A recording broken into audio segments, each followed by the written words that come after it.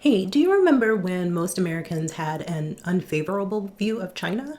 China's rigging the system, they're manipulating their currency. China's stealing, they're taking our intellectual property. China's breaking the rules. They use sweatshops. They're cheating. The government helps companies be successful. Now it's China lives in the future. They have so many electronics options. Their government helps businesses be successful. So why are Americans changing their view of China? Why are buildings, roads, and power grids in the US falling apart?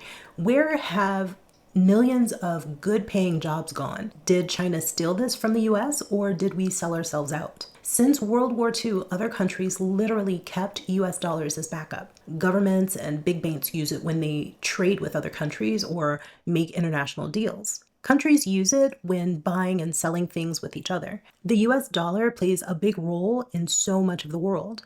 Because countries all over the world want to keep US dollars, they buy US government bonds. It's a way for the US to borrow money so it can pay for things now. Then they pay it back later with interest. The money is used for things like roads, bridges, social programs like Social Security and Medicare. Since so many people buy them, the US can offer them with low interest rates. It's kind of like borrowing money with almost no fee. The higher your credit score, the more trust the lender has in the borrower. The bond is the loan that the buyer is giving the US. Most international trade, like buying oil, gas, and metals, is done using US dollars, not local money. This means the US has a lot of power. It can use money rules to punish or pressure other countries. There are some drawbacks to being the world's reserve currency, though.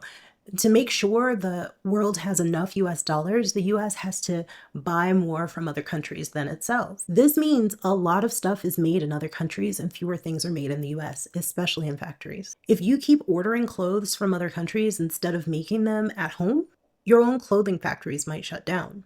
Also, because so many countries want dollars, its value can become way too high. This makes stuff made in the USA more expensive for people in other countries. So they probably won't want to buy it. Imagine selling cookies, but your cookies cost twice as much as someone else's because your money is too valuable. That's what happens with US exports. Our companies, using a strong dollar, wanted to pair it with China's cheap labor.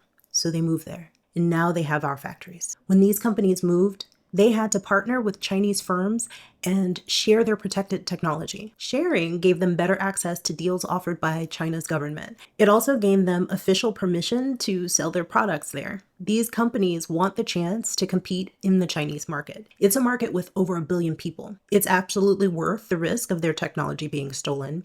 Imagine how great the next earning call will be. Now they have the factories and the technology. China's government is very involved with their businesses. Businesses run like gears in a machine, working in sync with the government's plans. Many are even owned by the government. They get help like funding for research and loans to support their exports. Man, it would be really hard to fail when the government steps in like that, right?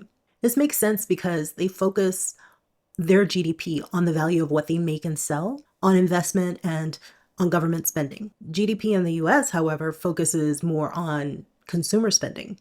US companies run independently. The government doesn't set their goals. They set their own. They drive their growth each quarter. There isn't an outside force steering them.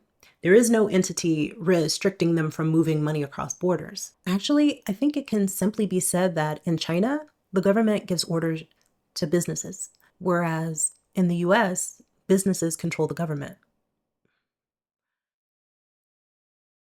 They hire lobbyists who talk to politicians. They try to convince them to make laws that help the company. They donate in large sums to political campaigns, effectively buying influence. When these companies make mistakes, when they do something so bad that they should fail, the government swoops in and makes sure that they don't fail. That money from bonds that was supposed to go to roads, to bridges, and to social programs goes to these businesses instead. Then they take that money and buy back stocks. They put it into speculative finance. All the while, China is over there building cities of the future, upgrading their energy grids. They're connecting cities with high-speed rail.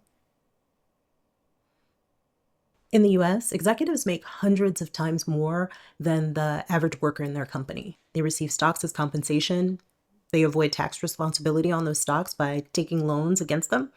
which allows them to use the money from them while allowing it to grow in value. Even if they cash out their stocks, tax law is riddled with loopholes for them to jump through. Meanwhile, regular workers get taxed more than their fair share while their jobs are being moved to other countries. That, or foreign workers are being brought in to fill the quality roles. Imagine what would happen if the government came in and set wages. What if it limited bonuses? What if it forced businesses to pay their share of taxes? What if the focus was stability and growth over maximizing profit? I've heard the argument that if the wealthy were taxed more, they would leave the country.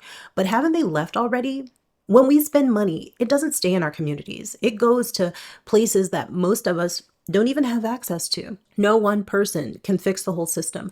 However, there are things that each of us can do to make an impact. Comment some ideas on how we can help each other.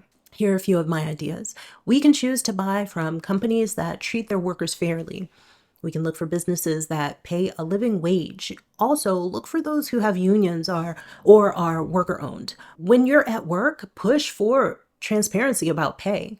Vote for policies that support workers' rights and fair minimum wages. In the US, there's a cultural taboo around talking about income, about debt and net worth. Being transparent about your pay can expose unfairness and pressure companies to fix it. Financial education is a form of power. The more you know, the less likely you are to get trapped by payday loans or high interest debt or even scams.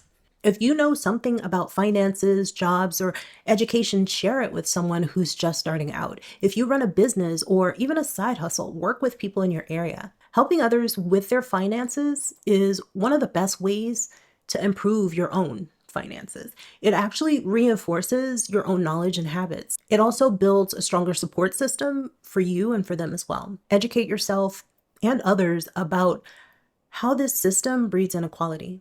Understand the root causes like wage gaps, education access, and general wealth.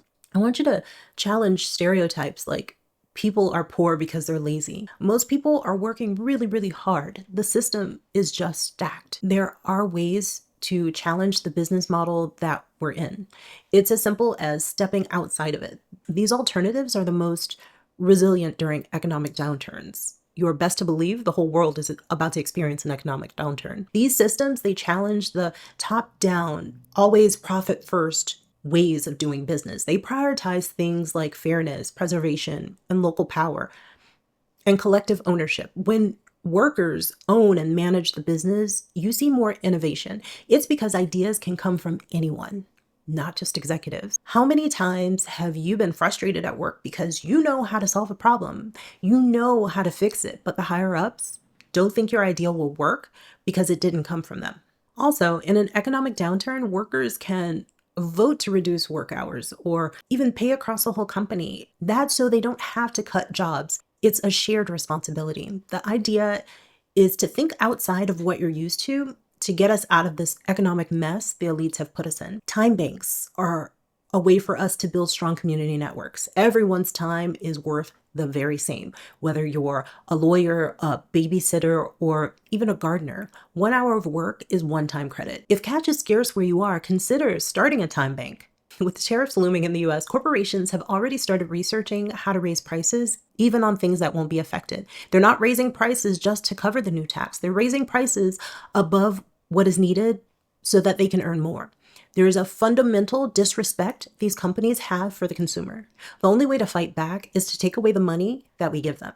It's scary to think about it, right? You may work for one of those big companies. If everyone pulls money away from them, what will happen to your job? I promise you, your name and employee number is on a spreadsheet every other quarter. Every 6 months, they determine if it's time to let you go in order to protect the bottom line. Okay, bye.